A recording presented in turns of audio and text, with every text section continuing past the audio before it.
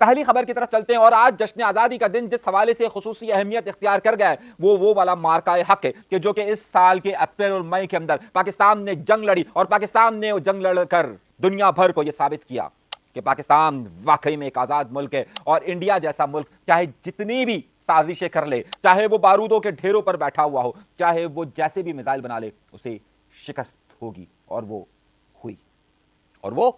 हुई। एक बार फिर ये साजिशें की जा रही है क्योंकि इस वक्त इंडिया मुकम्मल तौर पर तन्हा रह चुका है और मैं आपको एक और वीलॉग के अंदर बताने वाला हूं, जरूर देखिएगा कि इंडिया को कितना नुकसान हो चुका है, पूरी तफसील के साथ बताऊंगा। लेकिन इस बार मैं जो बात कर रहा हूं और मैंने सारा जिक्र इसलिए किया क्योंकि इंडिया एक बार फिर ये साजिश कर रहा है कि पाकिस्तान के जश्न आजादी को खराब करने के लिए वो सरहदों पर एक नई जंग का आगाज चाहता है और साथ साथ ही वो पाकिस्तान के अंदर मौजूद प्रॉक्सीज को आगे करना चाहता है। आज इसी हवाले से एक बड़ी अहम चीज हुई और पाकिस्तान की सरहद पर बाकायदा इंडियन ड्रोन्स को देखा गया और पाकिस्तान ने उन इंडियन ड्रोन्स को मार गिराया। ये मई के बाद पहली बार हुआ है कि इंडियन ड्रोन्स वापस पाकिस्तान की हुदूद में दाखिल हुए। उसके बाद से ये सरगोशियां की जाने लगी है, उसके बाद से ये बातें कही जाने लगी है कि क्या इंडिया अपनी शिकस्त को और खास तौर पर आलमी सतह पर जो उसको शिकस्त हुई है और उसके बाद जो पाबंदियां लगी है, क्या वो ये साजिश कर रहा है कि एक बार फिर जंग का तवल बचाया जाए। तो क्या हमारी तरफ से तैयारी है? यही अहम बात है। ये वो अहम मौका है कि इस वक्त जहां पर बहुत सारे राज चल रहे हैं और आपको उसके साथ साथ ये खबर दूं, इसलिए हर जगह पर ये अलर्ट जारी हो गया है कि इंडिया कोई गहरी साजिश कर सकता है 12 और 13 तारीख के दरमियान या उसके गिर्द। ये मैं आपको खबर दे रहा हूं और इसी का सबूत आज पाकिस्तान ने ड्रोन का गिराना है। पाकिस्तान ने इंडियन ड्रोन को आज पाकिस्तान की हुदूद के अंदर गिराया। यह खबर दी है आपको। अगली खबर की तरफ चल रहा हूं, इसलिए अलर्ट रहिएगा। इसी दौरान पाकिस्तान के फील्ड मार्शल इस वक्त अमेरिका के अंदर मौजूद हैं। इंडियन मीडिया इस वक्त तिलमिलाया हुआ है कि हो क्या रहा है। क्या वाकई में इंडिया इस वक्त अमेरिका पर अपना गुस्सा जो निकालना चाहता है और अमेरिका ने जिस तरीके से उसे दबोचा हुआ है, वो पाकिस्तान की तरफ कोई मेली आंख कर सकता है। और इस वक्त पाकिस्तान के फील्ड मार्शल अमेरिका में मौजूद हैं। ये खबर दे रहा हूं आपको। और पाकिस्तान के फील्ड मार्शल से किसकी 3 घंटे तवील मुलाकात हुई है, ये तो मैं आपको आगे चलकर बताता हूं। लेकिन अब आइए अगली खबर की तरफ। एक बड़ा ऐलान या बड़ी खबर जो इस वक्त घूम रही है, क्या कराची शहर को वफाक के पास, वफाक के कंट्रोल में दिया जा रहा है? क्या वाकई में जिस चीज का मुतालबा किया जा रहा है उसमें शिद्दत आती जा रही है? 2 बड़े अहम बयानात ने रुख बदल कर रख दिया है और आइंदा दिनों के हवाले से इसमें बड़ी खबर आने वाली है। डॉक्टर फारूक सत्तार साहब ने गुज़िश्ता दिनों एक टीवी चैनल को इंटरव्यू दिया और इस इंटरव्यू के दौरान उन्होंने वाज़े तौर पर यह कहा कि सिंध हुकूमत की कारकर्दगी और सिंध हुकूमत के कारनामों के बाद अब यह वाज़े तौर पर हो चुका है कि सिंध में से कराची अलग हो चुका है और अब कराची का सिर्फ अनाउंसमेंट बाकी है, ऐलान बाकी है कि कब हो रहा है। दूसरी तरफ पिछले दिनों एहसन इकबाल साहब का एक बयान सामने आया कि जिसमें उन्होंने कहा है कि एडमिनिस्ट्रेटिव यूनिट्स को बढ़ना चाहिए, यानी कि इंतजामी ढांचों में तब्दीलियां होनी चाहिए। तो क्या वाकई में मुख्तलिफ सूबे बनाए जा रहे हैं या फिर एडमिनिस्ट्रेटिव यूनिट्स के नाम पर अलग किया जा रहा है? क्या 27वीं तरमीम के अंदर जिस बात की तरफ डॉक्टर फारूक सत्तार इशारा कर रहे हैं, जिस तरफ एहसन इकबाल इशारा कर रहे हैं, क्या वो हतमी शक्ल की तरफ आ रहा है? और उसी की वजह से आप देखिए कि आफाक अहमद साहब ने भी जो कल प्रेस कॉन्फ्रेंस की है उसमें जिस अहम नुक्ते को उठाया गया है और वो यही है कि भाई कराची हमारा है, आप जो सिंध करते हैं ये नेहरू पैक्ट के तहत नहीं आता है। ये बड़ी अहम बात है। तो क्या आपको लग रहा है, खबर दे रहा हूं मैं, क्या आपको लग रहा है कि जो मैंने शुरू में कहा कि एमकेएम और पीपल्स पार्टी एक हो गई है तो वो इस मसले पर हुई है? नहीं। तो क्या पाकिस्तान पीपल्स पार्टी इस नए एडमिनिस्ट्रेटिव यूनिट्स के हवाले से जो बहस का आगाज हो रहा है उसमें बड़ी तरफ जाने वाली है या नहीं जाने वाली है? क्या पाकिस्तान पीपल्स पार्टी इस मामले को किस तरीके से हल करेगी? 26वीं तरमीम में जिस तरीके से बिलावल भुट्टो जरदारी का किरदार था तो उस तरीके से क्या 27वीं तरमीम के अंदर भी होगा? और 27वीं तरमीम के अंदर क्या इस बात को डाला जा रहा है? मैं इशारों की बात कर रहा हूं, जो 2 अलग अलग जगहों से इशारे मिले, 2 अलहदा जगहों से जो इशारे मिले कि एडमिनिस्ट्रेटिव यूनिट्स, कराची का नाम आ रहा है। ये मैं आपको इशारे दे रहा हूं और इन दोनों की गुफ्तगू के बाद मैं दे रहा हूं आपको। उसी में ये बात चली, बात से बात फिर आफाक अहमद साहब का बयान।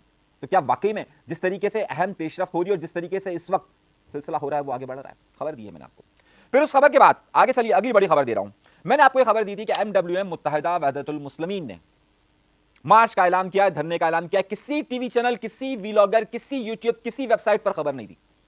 मैंने आपको खबर दी और उसके बाद मैंने आपको शिद्दत से बताया कि उसके बाद कराची में किस हद तक तनाव मौजूद था। सुबह 4 बजे गवर्नर सिंध को वहां जाना पड़ा और फिर गवर्नर सिंध ने कहा कि मैं वफाक से बात कर रहा हूं, लेकिन वफाक तक उनकी बात गवर्नर साहब के जरिए नहीं कहीं और पहुंची थी, लेकिन बाद में गवर्नर साहब भी आए। हुआ ये कि कल कौन सा दिन था शानी? कहां गया? हाँ, कौन सा दिन था? जुमेरात। कल जुमेरात के दिन का यह ऐलान हुआ कि तलाल चौधरी के जो कि वफाकी वजीर मुमलिकत दाखिला है, उनको बाकायदा हुकूमत की तरफ से बाकायदा मुख्तलिफ और जगहों से कहा गया कि वो कराची जाएं। उनकी टिकट बुक हुई 5:30 बजे की फ्लाइट की। 7:30 बजे उन्हें कराची शहर में पहुंचना था। पूरी खबर दे रहा हूं आपको। MWM मुकम्मल तौर पर तैयार थी गवर्नर सिंध भी मौजूद थे और यह मामला पेश करता था। पाकिस्तान पीपल्स पार्टी ने तकरीरें की, लेकिन अहम मामला यह था कि वो अलग रही। अब आना तो चाहिए था कि वफाकी वजीर मोहसिन नकवी साहब को, लेकिन मोहसिन नकवी साहब सियासी वजूहात की बुनियाद पर नहीं आए। उसकी सियासी वजूहात यह थी कि मोहसिन नकवी साहब भी क्योंकि जाहिर है अरबैन जाते हैं और यहां पर से अगर वो बात करते तो फिर वो बात मुनासिब नहीं रहती, तो तलाल चौधरी को भेजा गया। लेकिन तलाल चौधरी की किसी मीटिंग की वजह से 5:30 बजे की फ्लाइट चली गई। यहां इंतजार हो रहा था, 7:30 बजे की उनको फ्लाइट मिली। 9 बजे वो यहां पर पहुंचते हैं और पहुंचते हैं गवर्नर हाउस में, जहां पर राजा नासिर अब्बास साहब के साथ उनकी और दीगर MWN के लोगों के साथ उनकी मुलाकातें होती हैं और तय यह होता है कि इस अहम मामले पर जो प्रेस कॉन्फ्रेंस है वो की जाएगी नुमाइश पे MWN के दफ्तर में। मेरी जादूगरनियां वहां लगी हुई थी, फुटेजेस आपको दिखा रहा हूं। एक एक वक्त की खबर ले रहा था मैं और मैं बता रहा था कि मामला जा कहां रहा है। प्रेस कॉन्फ्रेंस का वक्त आया, लेकिन राजा नासिर अब्बास साहब उस प्रेस कॉन्फ्रेंस में उनके साथ नहीं थे, बल्कि MWN की दूसरी क़यादत थी। आप मुझसे पूछ सकते हैं कि क्यों ऐसा हुआ, क्यों ऐसा हुआ? खबर दे रहा हूं आपको, किसी के पास नहीं होगी। इसलिए कि राजा नासिर अब्बास साहब इस वक्त उस इत्तेहाद का हिस्सा हैं कि जो कि इमरान खान की रिहाई के लिए और जमहूरियत की बहाली के लिए, आइन की बहाली के लिए चल रहा है। तो जाहिर है अगर राजा नासिर साहब तलाल चौधरी के साथ, कि जो कि जिसने अभी कुछ दिनों पहले यह बयान दिया, बल्कि कल ही यह बयान दिया असेंबली के अंदर कि शैतान मशहूर हो सकता है लेकिन फरिश्ता नहीं बन सकता। उन्होंने इमरान खान का नाम लेकर कहा कि वो मशहूर जरूर है लेकिन शैतान है। तो क्या राजा नासिर अब्बास साहब उनके साथ खड़े रह सकते थे? नहीं रह सकते थे। MWM थी, लेकिन राजा नासिर अब्बास साहब मौजूद नहीं थे, सेनेटर थे। वहां पर रात को 1 बजे के करीब मैं भी गया और मैंने कहा जादूगरनी खबर दो। वहां पर जो मामला तय हुए उसमें जो तुलबा इस वक्त ईरानी बॉर्डर पर मौजूद हैं उन्हें अंदर जाने की इजाजत का बात हुई, जो काफिले बॉर्डर पर मौजूद हैं उन्हें जाने की बात हुई, लेकिन जो काफिले कराची से जाने थे उन पर यह बात हुई कि इनके लिए रियायती पैकेज दिया जाएगा और वीजों की मुद्दत बढ़ाई जाएगी, ये बात की जाएगी। बहरहाल मामला यह रात में तय हो गया। गवर्नर साहब क्रेडिट लेते रहे, तलाल चौधरी साहब क्रेडिट लेते रहे, MWN क्रेडिट लेती रही, लेकिन असल जो क्रेडिट था वो उस वक्त इस्लामाबाद में मौजूद था। खबर दे रहा हूं आपको, और अगर चाहते हैं ना तो जाके कामरान टेसोरी साहब से पूछ लीजिएगा कि इसमें मेन किरदार अदा करने वाला शख्स कह रहा हूं मैं, इस्लामाबाद में था। खबर दे रहा हूं, छोटी खबर नहीं देता, बड़ी खबर हमेशा देता हूं। आइए अगली खबर की तरफ चलिए। अरे वो बात तो रह गई, कौन सी बात रह गई? वो जो मैं कह रहा था कि क्या पाकिस्तान पीपल्स पार्टी और MKM को मैं ये थी ना, हाँ ये भी हाँ कर रहा है, जबकि मोबाइल देख रहा है, झूठ बोल रहा है। आप भी ये मत करें, मोबाइल इधर उधर मत देखें, पहले चैनल सब्सक्राइब करें। चलिए जी, अगली खबर ये थी कि क्या दोनों एक हो गए? हाँ, दोनों एक हो गए इस मामले पर कि तमाम अराकीन असेंबली की तनख्वाहें बढ़ा दी जाएं, मुबारक हो। तो सूबाई वजीर दाखिला ज़िया अंजार साहब ने आज सिंध असेंबली के अंदर बिल पास किया और MQM, Pakistan Tehreek Insaf, Jamaat Islami, peoples party सब मौजूद थे और सब ने कहा, किसी ने मुखालफत तो नहीं की, सबने कहा हाँ जी मंजूर, आई का वर्ड समझते हैं ना, असेंबली की जबान में कहा जाता है मंजूर। तो मेरे भाइयों, जहां मफादात होते हैं वहां तो यकजा होना पड़ता है, खास तौर पे जब मफादात हों, तनख्वाहें बढ़नी हो तो होता है। वैसे इन तनख्वाहों की जरूरत क्या पड़ती है? खैर अगली खबर, हाँ तनख्वाहों की जरूरत क्यों पड़ती है? एक और बड़ी खबर तो देना भूल गया आपको कि वो जो हमारे वफाकी वजीर दिफा थे यानी कि ख्वाजा आसिफ साहब ने कहा था कि यहाँ पर बहुत सारे ऐसे ब्यूरोक्रेट्स मौजूद हैं जिन्होंने बहुत सारी जगहें खरीदी हुई हैं। मेरे भाइयों, मैंने एक रिपोर्ट तैयार कर रहा हूं, जल्द आपको देने वाला हूं, कौन कौन से MPA MNA सियासतदान और वजीर हैं कि जिनकी जायदादें बाहर मौजूद हैं और जिन्होंने इलेक्शन कमीशन के अंदर झूठा डेटा दिया है, किस किस की फैमिली बाहर मौजूद हैं, और ब्यूरोक्रेसी के वो बड़े नाम कि जिन्होंने इस वक्त बाहर मुंतकिल हो गए हैं, और साथ साथ वो लोग कि जिनकी बीवियां बाहर मौजूद हैं और जिन्होंने वहां पर प्रॉपर्टीज ली हुई हैं, उन सब का डेटा एक एक करके मैं आपके सामने कल से रखने वाला हूं, बाकायदा सबूत और शवाहिद के साथ। SBCA के कौन कौन से अफसर हैं, सिंध हुकूमत के तमाम महकमों के कौन कौन से अफसरान हैं कि जिनकी बीवियां बाहर मौजूद हैं, और अक्सर की तो 2 बीवियां, एक बीवी इधर एक बीवी उधर, वो भी वहां के लीगली कानून के मुताबिक। उन यूरोपीय ममालिक में 2 शादियों की इजाजत नहीं है, आप एक तो रख सकते हैं, लेकिन उन्होंने कागजात में दूसरी बीवी जाहिर ही नहीं की है, ये भी मैं आपको बताने वाला हूं। उन्होंने उधर की बीवी को जाहिर किया ताकि उधर जा सके, और इधर की बीवी को जाहिर ही नहीं किया, लेकिन बीवी है, दूंगा। और बाकायदा आपको डॉक्यूमेंट के साथ दे रहा हूं, बड़ी खबर देने वाला हूं, और एक एक करके एक एक करके इस हमाम में मौजूद सारे नंगों की तस्वीरें शाया करने वाला हूं। आगे देखते जाइएगा। चलिए जी, अगली खबर। बहरिया टाउन, मलिक रियाज तड़प रहा है और उसको बचाने वाले यहां पैसा खोर एंकर्स कर रहे हैं। और मेरा दुख उसके साथ यही है कि उसने कराची की जगह पर कब्जा किया। और लेकिन मेरा मुतालबा वही है, मलिक रियाज को जिस किसी ने भी जगह दी, क्योंकि सुप्रीम कोर्ट का फैसला मौजूद है कि यह जगह गलत दी गई है, सुप्रीम कोर्ट का फैसला, तो उसमें एसबीसीए से लेकर उस वक्त के सिंध हुकूमत के तमाम लोगों को जवाब दे क्यों नहीं किया जा रहा। मेरा यह सवाल हमेशा रहेगा और हमेशा पूछता रहूंगा। बड़ा फ्रॉड का मामला हुआ है। आइए, पीटीआई का अपोजिशन लीडर उमर अयूब नाहिल हो गए हैं।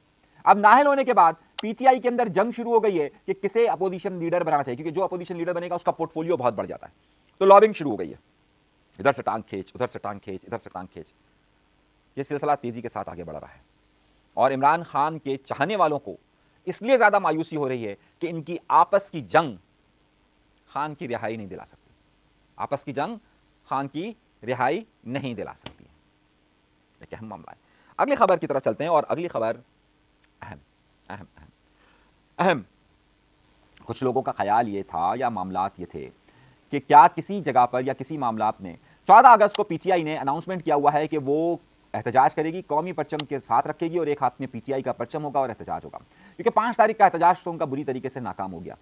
मुझसे किसी ने सवाल पूछा कि पिछले से पिछली 14 अगस्त को एनक्यूएम लंदन ने भी पाकिस्तान का झंडा लेकर प्रोटेस्ट किया था, एहतजाज किया था या जश्न आज़ादी मनाया था, तो उनकी गिरफ्तारियां हुई थी, तो क्या पीटीआई के लोगों की गिरफ्तारी होगी? और दूसरा सवाल ये था कि क्या इस बार भी एनक्यूएम लंदन इस तरह का कोई प्रोग्राम अरेंज करने की तरफ जा रही है? एनक्यूएम लंदन की तरफ से पिछली जो गिरफ्तारियां हुई थी, जो करंगी वाला मामला हुआ था, उसके बाद से कोई इस तरह का उनकी तरफ से प्रोटेस्ट या रैली का इनेकाद नहीं किया गया। लेकिन कुछ जराए ये कह रहे हैं कि मुमकिन तौर पर हो सकता है कि कुछ जगहों पर आपको इनके असरात नजर आएँ और उस तरीके से वो प्रोटेस्ट करे या एक हाथ में तस्वीर या एक हाथ में कर उस तरह की वीडियोज़ लें, क्योंकि जिस तरह की सख्तियां एनक्यूएम लंदन पर मौजूद हैं उस तरह की एनक्यूएम इस पर पीटीआई पर नहीं है। पीटीआई का झंडा वंडा लेकर लोग घूम सकते हैं, लेकिन अल्ताफ हुसैन साहब के लोगों के लिए उस तरह की इजाजत नहीं है।